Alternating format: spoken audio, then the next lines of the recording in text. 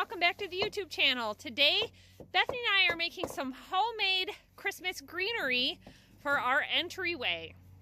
I got this idea. Last year, I did some at a house that needed some staging before we were going to list it for sale.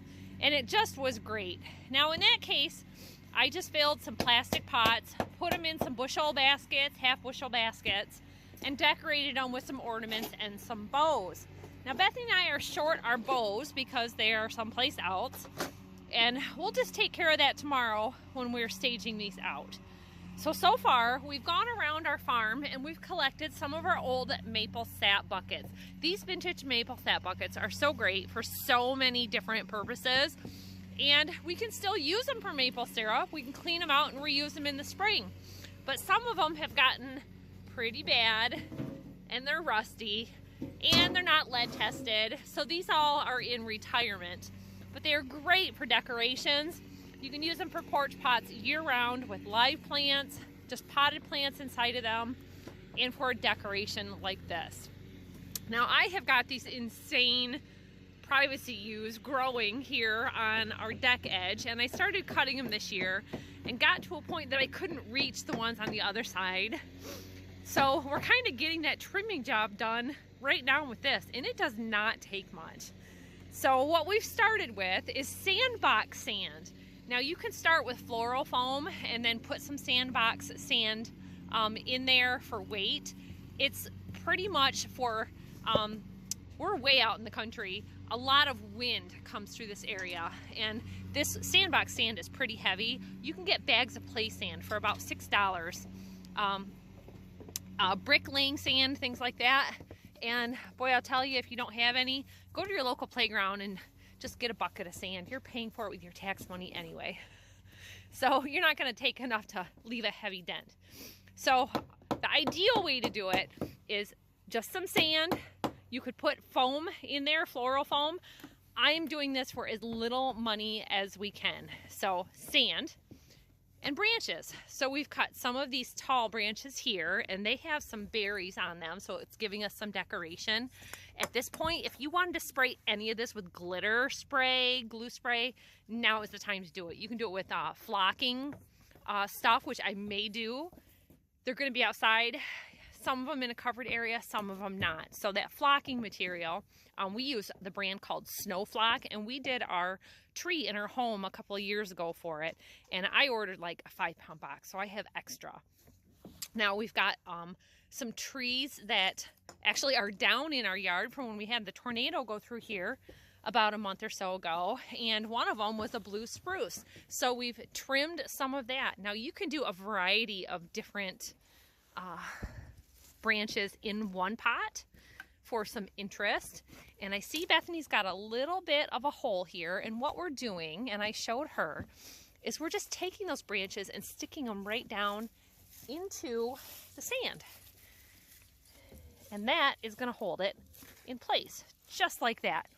Now, I was at Menards going in, and in a couple of simple plastic pots, a couple of glittery sprigs.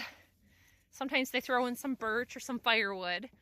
And do you know, Bethany, that those cost about $28 a piece? So to do 4 on a porch would cost you over $100. Wow. That is a lot of money to spend on a non-reusable decoration. Yeah, especially when you need to buy presents for Christmas. Exactly. So this is a nice thing to do as a gift for a neighbor. Definitely. Yeah. And we are recycling some things that we already have here at the farm. Now, we had picked up after Christmas a couple of years ago a bunch of these big balls. Now, they get dust coated, so you might want to polish them up. They're made of plastic, so they won't get broken. And what we're doing is cutting some floral wire. And I'll tell you, a strand of this floral wire will last a very long time. And we're just using our electrical wire cutters.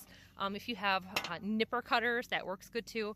But this is really great and easy to just cut a couple of inches off, and then you won't lose them. So my kids have been busy in the garage where we keep all of our decorations. And this fishing pole is brand new and was not even able to be used because it's strung up. I think they were trying to fling it over a tree to decorate a tree in the front. So we've got 3 more buckets here set up, and we're actually taking apart and disassembling some of our old wreaths so that we can revamp them. These old ribbons have faded and turned to pink in the heat of the garage. You can recoat those with some glitter spray and they will be refreshed. You can toss them and go with a completely different style. I made this old wreath probably 30 years ago and it's in bad shape, bad shape. So I'm going to take it apart and redo it, but I want to reuse these old horns on one that I'm keeping for myself. So we're going to take off what we can and use them on the decorations. Again, new coat of glitter spray, that's all we really need. This big container was probably about $5 after Christmas, and I just save all the ones that we can.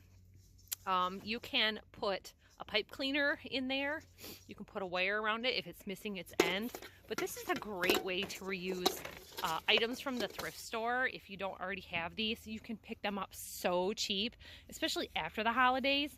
They do about 5 for $5, 4 for $4 on their Christmas items. So you can really fill up your supply. Now, if you have little bits like this, save them, because this is really great for just a simple ornament with pine cones, and we're going to be working on that with our next video and might be adding some pine cones to these as well with our floral wire. But another craft, another day. Now, I actually saw a local ad on Facebook. Somebody was selling like 10 branches of this type of, like, I don't know, white pine for $10. I'm not going to waste my time selling branches. They're basically, that's what started like Christmas tree lots and stuff. So see, like we had this tree break, and you know, we've been busy doing roofing and canning and stuff, and that's something that we're just going to get to at some point. So I am scavenging from it. And the bottom of this tree has, this is what's the blue spruce. It's got all that beautiful color. So I want to find some fuller branches because it really adds a lot of interest putting in the different colors. So I'm going to see what I can find here to add some more, and I'm just safely kind of going around and snipping off what I can, because a lot of these trees need trimming or they're dying on the bottom anyway, as you can see. Might as well take what you can. Now, I've noticed what I saw at Menards.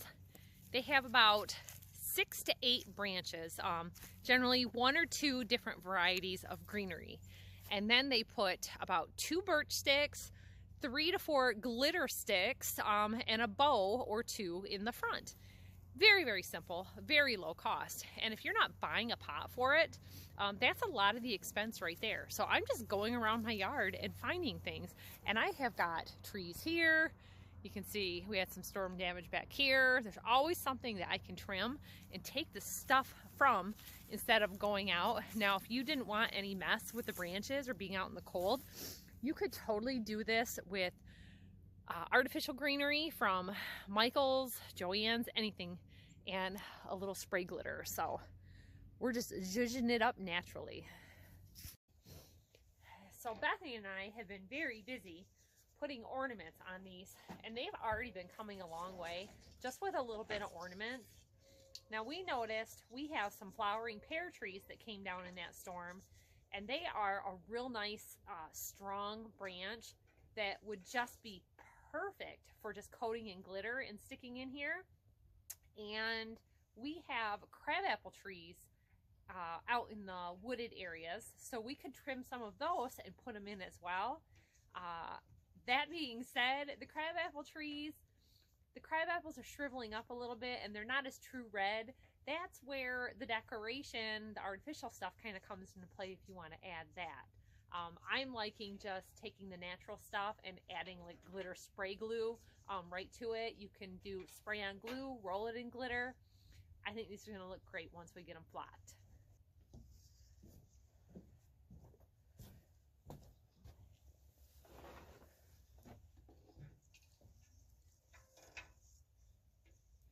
And you can just add your bulbs wherever you want. You don't have to add any bulbs at all, but I find that little pop of color from the bulbs goes a long way from using what we already have.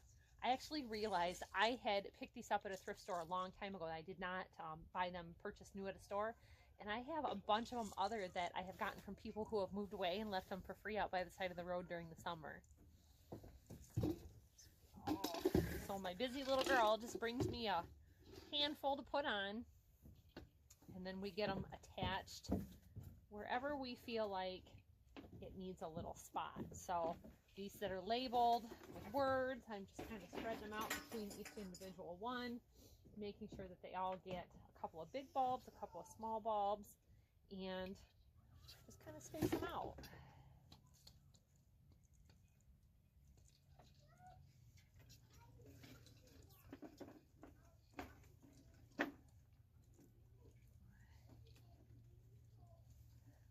My kids go nuts in the house with the Christmas tree, with every ornament that we've ever had, and it's so busy that it's nice to do something that's a little more simple.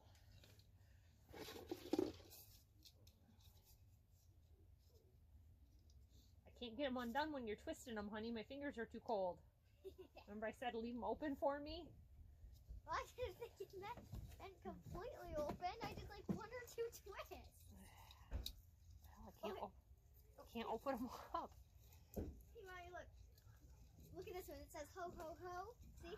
Yeah. Ho, ho, ho. This needs a hanger. Yes, it does. All right.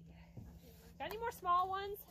I need some small bulbs. We've got lots of big oversized ones. This is small-ish. Yeah, that'll work. Okay, sure.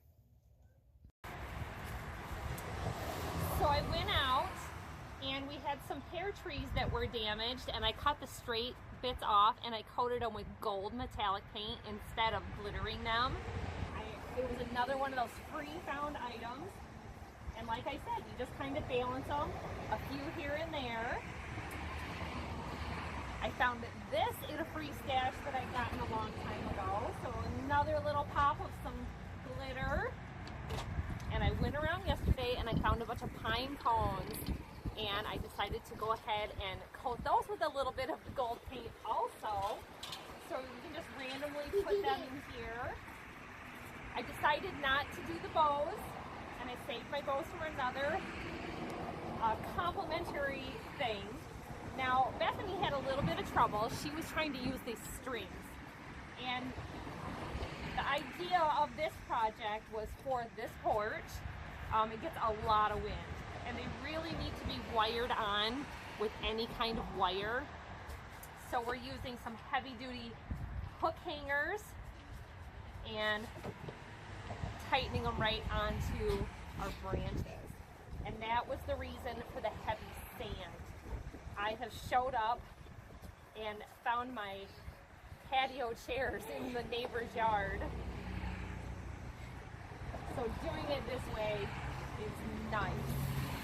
I've got just a few balls that we need to put in place, and I'll show you my whole porch in just a second. So here's the rest of my buckets, and I think it's just a nice thing to add to this porch. If you're interested in the snowman, I did a how-to video on that last year, and every year I just try to keep learning to do more things to decorate the porch and to keep costs down. Pots half this size were running $25, and just doing this little bit of decor on things that we already had, upgrading things, adding the bows to the lanterns. I think I picked up the bows after Christmas last year. I added my stars up above. They're really good bird deterrents. I had a little video on that. We had a woodpecker problem here, and they clink around, and the movement and the sun shining on them keeps them all away. So here's my whole porch, everybody. All set for the holidays, not overly done. My husband says it's already too much, so I certainly can't add any more garland. Just simple enough for a little holiday spirit. So once again, thanks for joining us on the channel, and we'll see you next time. Bye-bye.